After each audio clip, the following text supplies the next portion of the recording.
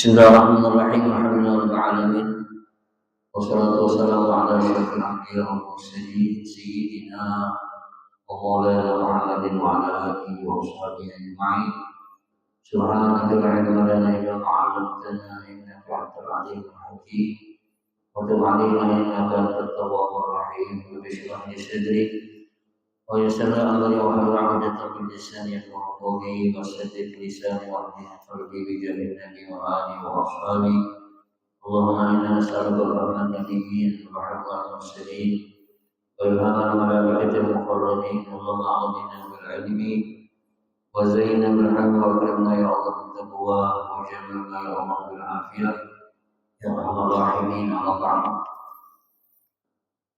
Bapak-bapak, ibu-ibu yang dimuliakan oleh Allah,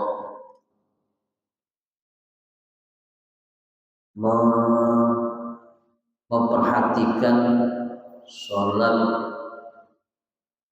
tentu menjadi bagian penting, tapi tidak kalah pentingnya memperhatikan sholat sesuai dengan aturan-aturan lainnya.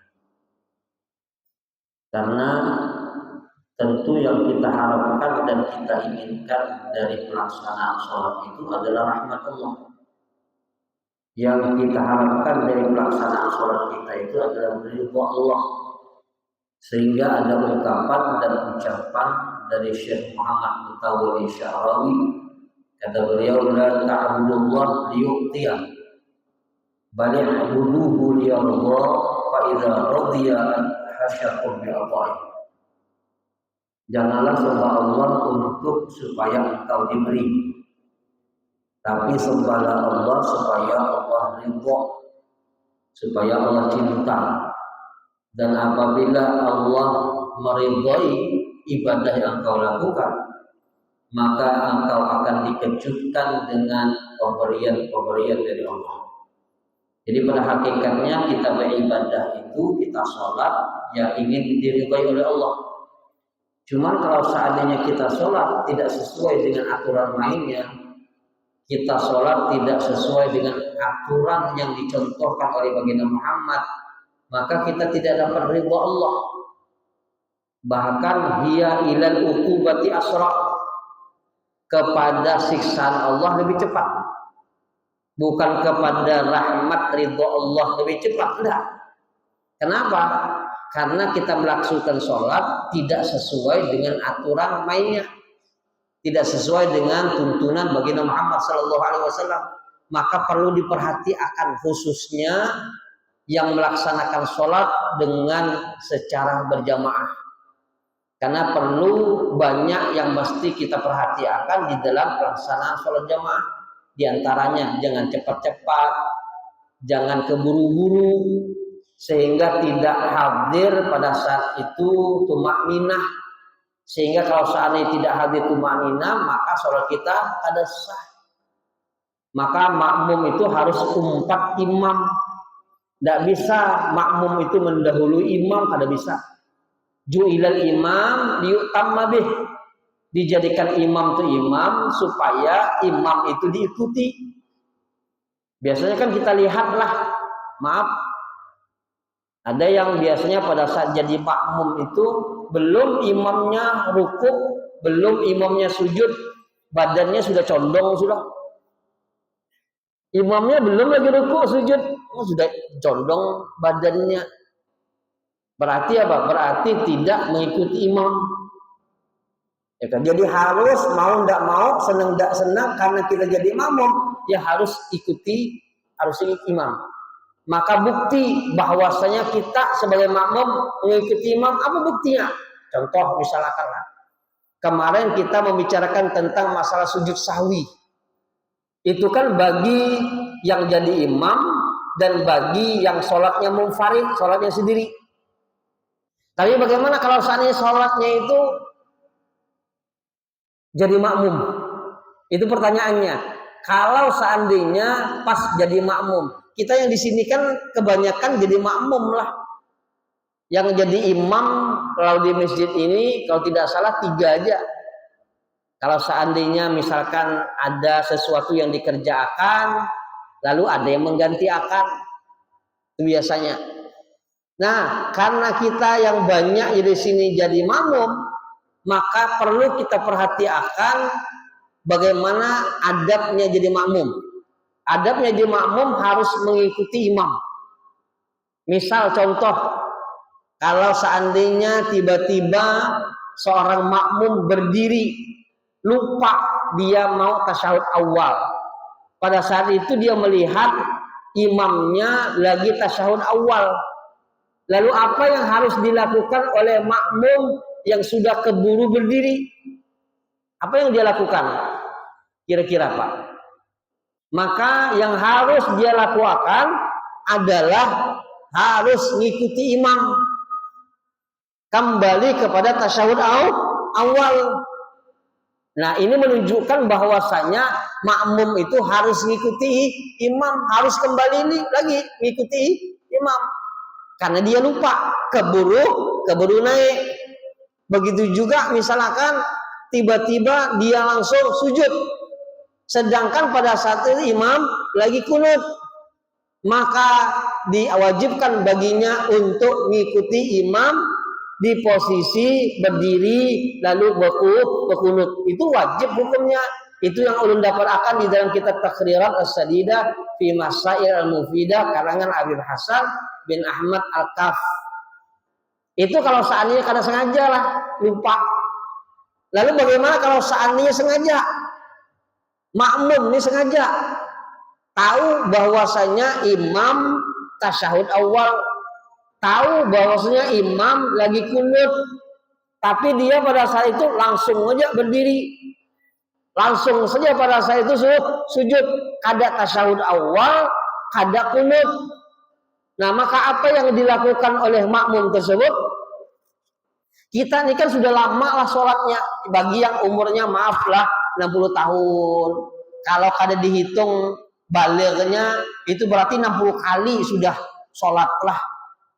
Kalau yang umurnya 65, 60 kali sudah sholatnya, 60 hari itu maksudnya. Berarti dihitung aja, dikali akan 5, berarti lama benar sudah. Bisa dipastikan tuh ada kesalahan-kesalahan di dalam pelaksanaan sholat. Biasa bahwasanya manusia itu mahalul khata' wa nisyan, tempatnya salah, tempatnya lupa, itu mah biasa. Kenapa? Karena Rasulullah SAW pernah melakukan kesalahan pada saat sholat, pernah.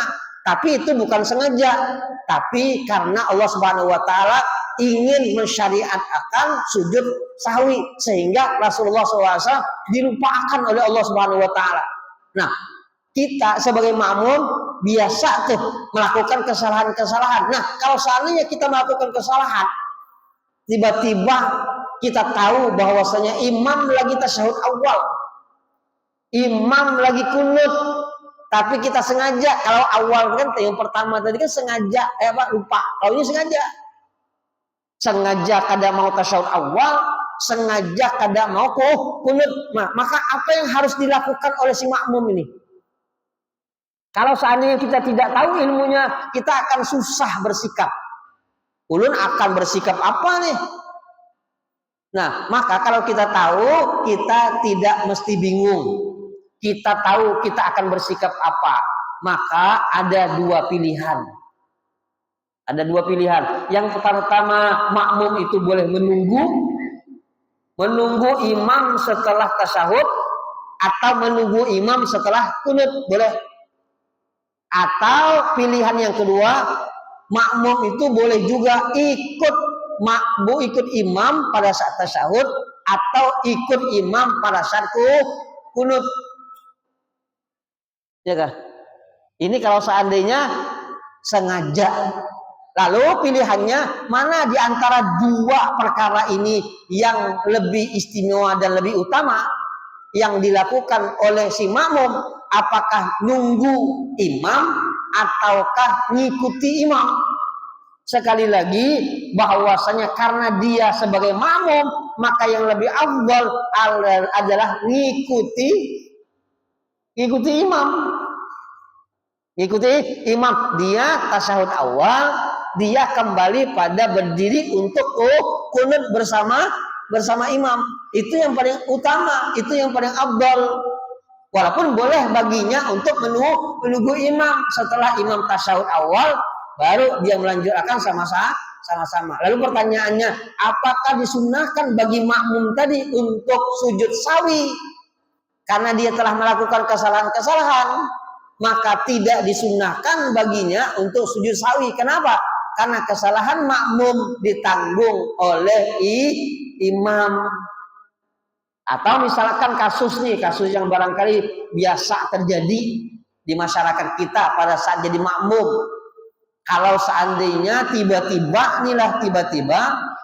pada saat jadi makmum karena nyaman imamnya baca Al-Quran, baca Fatihah, merdu, asyik, lalu dia terbuai dengan bacaan imam tadi, lalu terlena kada baca Fatihah, lupa, bukan sengaja. Kalau tadi tidak sengaja karena tidak melakukan sunnah, ya kan? Tasyahud itu kan sunnah lah, kunut itu kan sunnah. Nah lalu kalau seandainya ada makmum dia lupa, tidak sengaja, tidak melakukan rukun daripada rukun sholat yang 13 tuh, rukun sholat kan 13 lah, ya, rukun sholat 13. Rukun qauli 5, rukun fi'li 6, rukun qalbi 1, rukun maknawi 1, 13. Salah satu rukun yang 13 itu tidak dia lakukan. Misal dia tidak membaca Fatihah karena keasyikan imam tadi, baca Fatihah, baca surah, lalu pada saat itu langsung ruku, dia juga ikut ruku, tidak sempat baca Fatihah. Maka apa yang harus dilakukan oleh si makmum tadi? Apakah si makmum harus berdiri lagi untuk membaca Fatihah karena dia belum membaca Fatihah, atau harus seperti apa? Kan tidak boleh lah. Tidak boleh dia berdiri kembali untuk membaca Fatihah karena dia belum membaca Fatihah, lalu setelah itu dia lanjut akan untuk mengikuti imam. Tidak boleh begitu. Kenapa? Ya karena dia jadi makmum, dia harus mengikuti imam. Maka apa yang harus dia lakukan? Dia harus ngikut imam terus. Ya kan? Walaupun dia lupa baca Fatihah, dia ngikut imam terus. Nanti terakhir kalau sudah imam mengucapkan salam, maka apa yang harus dilakukan oleh makmum tadi yang lupa baca Fatihah? Apa Pak? Hah? Apa yang harus dilakukan? Dia lupa baca Fatihah tadi. Dan dia harus mengikuti imam terus sampai imam mengucapkan salam. Assalamualaikum warahmatullahi wabarakatuh. Assalamualaikum warahmatullahi wabarakatuh. Maka makmum ini apakah harus juga mengucapkan salam? Atau apakah yang harus dia lakukan setelah salamnya imam? Kira-kira nambah 1 rakaat. Kenapa? Karena yang dia tinggalkan itu adalah rukun, dia harus nambah 1 rakaat. Pertanyaannya, apakah dia harus sujud sahwi? Kira-kira harus sujud sahwi enggak? Nah, karena dia meninggalkan rukun tadi, yaitu Fatihah. Kira harus harus sujud sahwi atau tidak? Tidak harus sujud sahwi. Kenapa? Karena dia yakin meninggalkan rukun. Dia yakin meninggalkan bacaan Fatihah. Maka nanti di akhir setelah salamnya imam, dia nambah 1 rakaat, lalu tidak harus menambah sujud sahwi.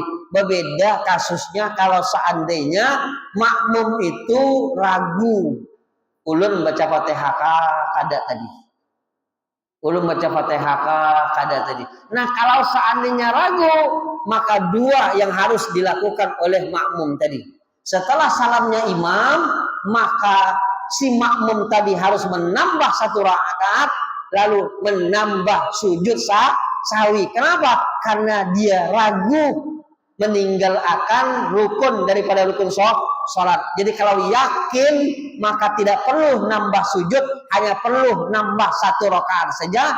Tapi kalau seandainya ragu meninggalkan rukun, meninggalkan atau tidak, maka dia harus menambah 1 rakaat dan harus menambah sujud sahwi. Nah, ini menunjukkan bahwasanya bagi makmum harus mengikuti imam.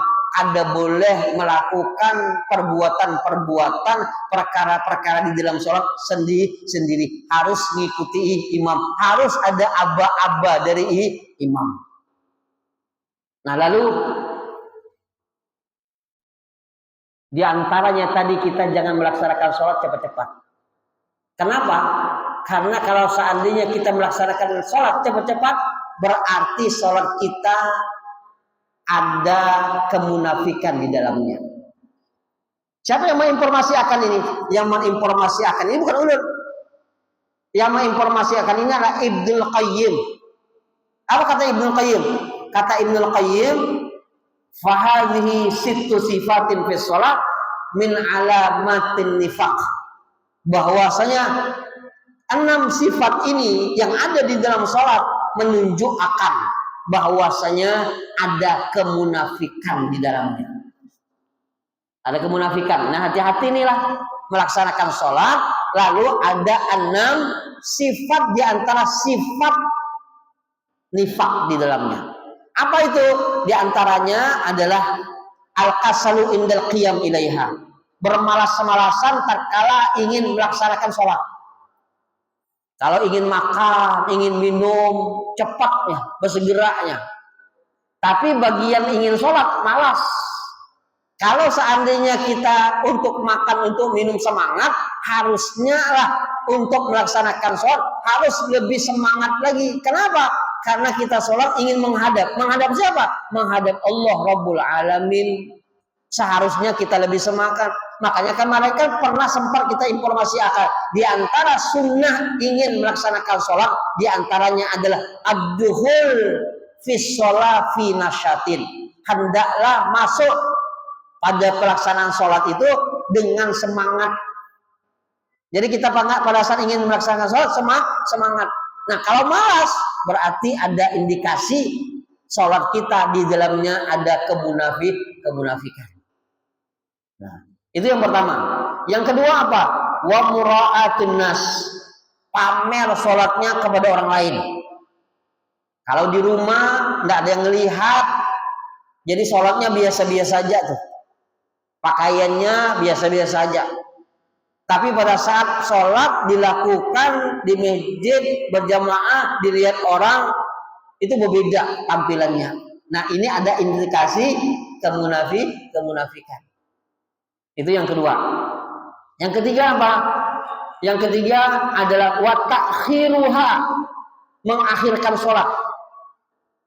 Walaupun kita tahulah mengakhirkan sholat pada waktunya, maksudnya di waktu akhir melaksanakan sholat, itu kan tidak apa-apa, afwullah, maaf Allah lah di situ. Di pertengahan juga kan apa-apa, kita melaksanakan sholat di pertengahan waktu itu kan apa-apa. Cuman waktu yang paling afdal untuk kita pilih untuk melaksanakan sholat tentu adalah di awal waktu. Itu saat waktu yang paling afdal. Ada apa di situ? Kalau kita melaksanakan sholat di awal waktu, ada ridwanullah, ada ridha Allah Subhanahu wa ta'ala di dalamnya. Maka diusahakan kalau sholat itu di awal waktu. Sholat di awal waktu. Yang paling nyaman itu, yang paling gampang, sholat bersama imam di masjid. Itu sudah dapat awal waktu, sudah dapat awal waktu. Nah lalu yang berikutnya wa qillatu dzikrillah fiha. Sedikit sekali mengingat Allah di dalam pelaksanaan sholat. Banyaknya mengingat yang lain, bukan mengingat Allah. Sedangkan Allah jadikan sholat itu media untuk kita mengingat Allah. Aqimis sholata lidzikri. Lakukan sholat, tunaikan sholat, kerjakan sholat. Untuk apa? Untuk mengingat Allah Subhanahu wa ta'ala. Bukan mengingat yang lain. Mestinya apa? Mestinya dari awal sholat sampai akhir sholat yang kita ingat itu adalah Allah, bukan yang lain. Nah, maka disebutkan bahwasanya tidaklah seorang hamba mendapatkan bagian daripada sholatnya kecuali yang ingat saja. Jadi kita nih lah melaksanakan sholat maghrib, yang kita dapatkan dari sholat maghrib itu ya yang ingat saja, yang kada ingat ada ditulis pahala oleh Allah Subhanahu wa ta'ala.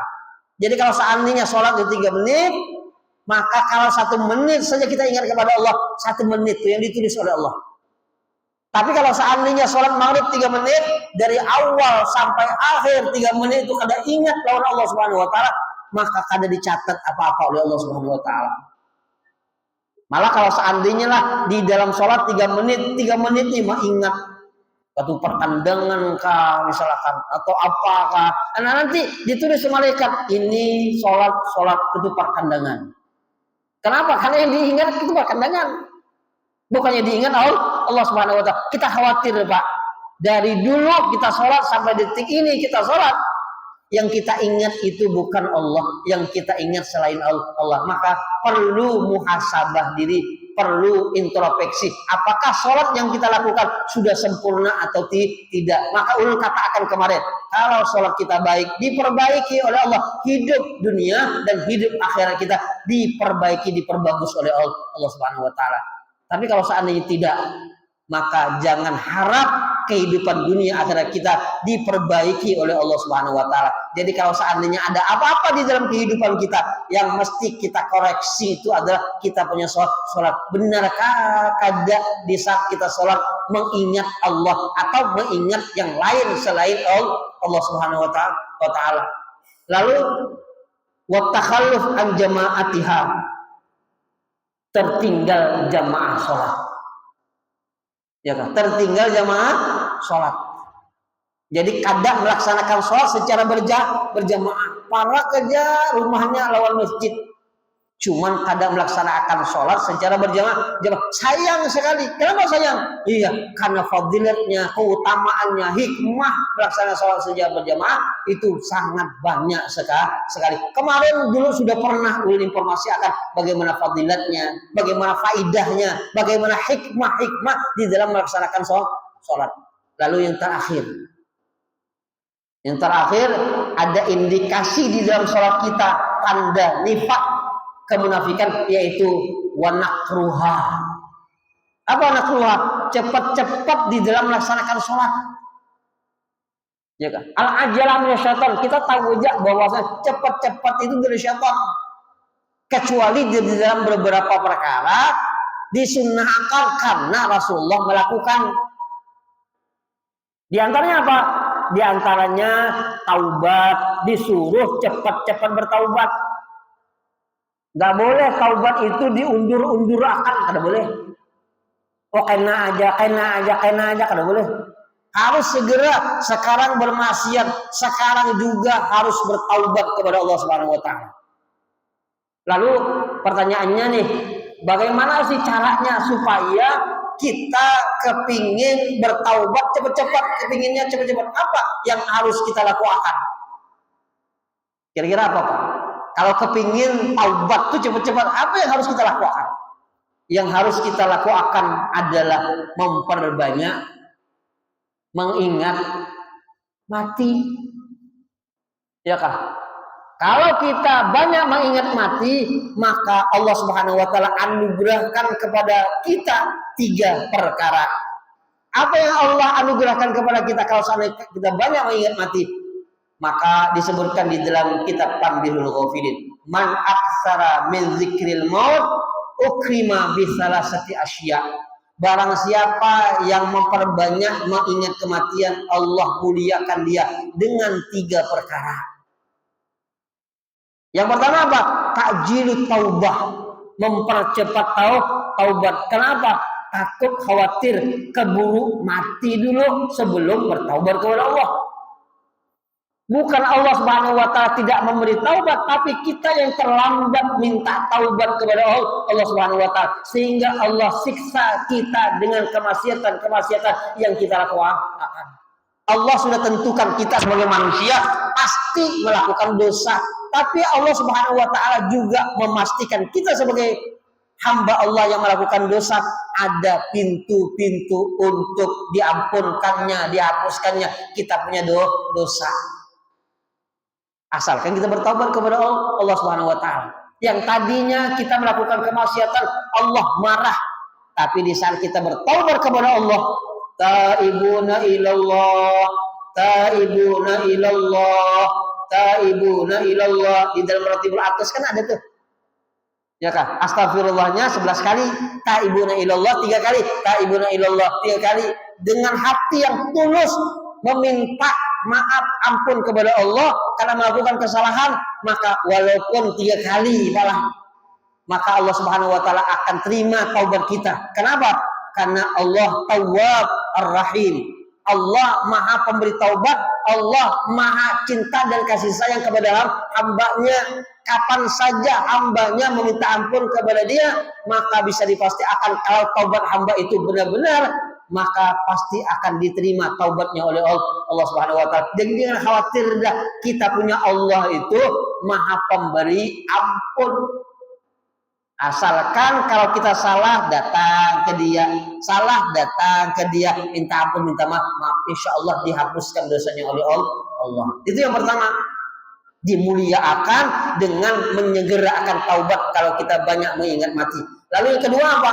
Yang kedua, kalau seandainya kita memperbanyak mengingat mati, wa qanaatil qut, dijadikan qanaah, puas dengan rezeki yang Allah Subhanahu wa taala berikan. Oh, hidup adalah lama kok. Hidup sebentar kok. Kapan-kapan nanti akan diambil oleh malaikul maut. Maka apapun yang Allah sediakan, Allah berikan, terima-terima aja. Itu kalau seandainya banyak mengingat mati. Lalu yang terakhir, yang ketiga, kemuliaan yang Allah berikan kepada orang yang memperbanyak mati adalah wa nasyatil ibadah. Ibadahnya jadi semangat. Ya kan? Orang tuh biasanya kalau ingat mati kan ibadahnya lebih semangat. Datang ke majelis, nunggu antara maghrib dan isya. Motivasinya apa? Motivasinya iya, umur kada lama lagi. Makanya Allah Subhanahu wa taala senanglah dengan orang tua yang semangat ibadahnya. Tapi Allah lebih senang lagi kalau seandainya pemuda yang semangat ibadahnya kepada Allah Subhanahu wa taala, sehingga dijanjikan oleh Allah 7 golongan yang akan mendapatkan naungan Allah di saat tiada naungan kecuali dengan Allah. Di antara yang 7 itu diantaranya adalah rajulun nasya'a fi ibadatillah, seorang pemuda yang tumbuh kembangnya di dalam beribadah kepada Allah Subhanahu wa taala. Umur 10 tahun sudah diantarkan ke pondok, sudah oleh abah mamanya. Anaknya berpikir, Abah Ulun ini sayang, ada lawan Ulun nih. Ulun sudah diantarakan, sudah semenjak kecil. Bukan Abah Mama kada sayang, Abah Mama sayang. Oleh karena itulah dimasukkannya kita ke pondok biar kita beramal beribadah, tumbuh lalu mendapatkan janji dari baginda Muhammad, yaitu janji naungan Allah yang mana tiada naungan kecuali naungan Allah, yang didapatkan oleh orang yang tumbuh kembang hanya untuk beribadah kepada Allah Subhanahu wa taala. Tapi orang yang lupa akan kematian, orang yang lupa akan kematian juga dihinakan oleh Allah dengan 3 perkara. Apa itu? Yang pertama, taswif taubah, akan menunda-nunda taubat karena kada ingin mati. Kena gin. Kalau disuruh taubat, biar sudah umur berapa, 40 sudah coba bang sholat, biar kada pernah sholat, kena gin. Kalau sudah umur 50 tahun, kayaknya sampai itu umur 50 tahun. Ya, kayaknya sampai. Kena gin umur 60 tahun, kayaknya sampai. Nah, itu menunda-nunda. Kenapa? Karena kada ingat mati. Jadi penting mengingat mati itu. Maka kemarin kan sempat perlu informasi agar di antara akhlak yang baik yang diinformasikan oleh Al-Imam Ghazali di dalam kitab Syarah Hadis Jibril, termasuk orang yang punya akhlak baik adalah orang yang mengingat kematian. Punya akhlak baik itu. Jadi kalau seandainya ada orang lah selalu ingat mati, berarti orang itu punya akhlak baik. Lalu yang kedua apa? Yang kedua adalah tarkur ridha bil kafaf. Dijadikan tidak puas dengan rezeki yang diberikan. Ya kan? Walaupun banyak mobil sudah diberikan oleh Allah, rumah bagus sudah diberikan oleh Allah, tapi masih saja tidak cukup, mencari dengan cara apapun yang bisa didapatkan, dengan cara halal kah haram kah, yang penting dapat. Ini karena ingat mati. Coba kalau ingat mati, karena mungkin demikian. Lalu yang terakhir apa? Wattakasul fi ibadah, dijadikan malas beramal di ibadah, kada semangat, kada giat semangat ibadah kepada Allah. Mudah-mudahan kita selalu diberikan oleh Allah Subhanahu wa taala kemampuan untuk selalu mengingat mati. Mudah-mudahan sholat kita diperbaiki oleh Allah Subhanahu wa taala. Insyaallah minggu akan datang kita akan teruskan kembali. Alhamdulillah ya Assalamualaikum warahmatullahi wabarakatuh.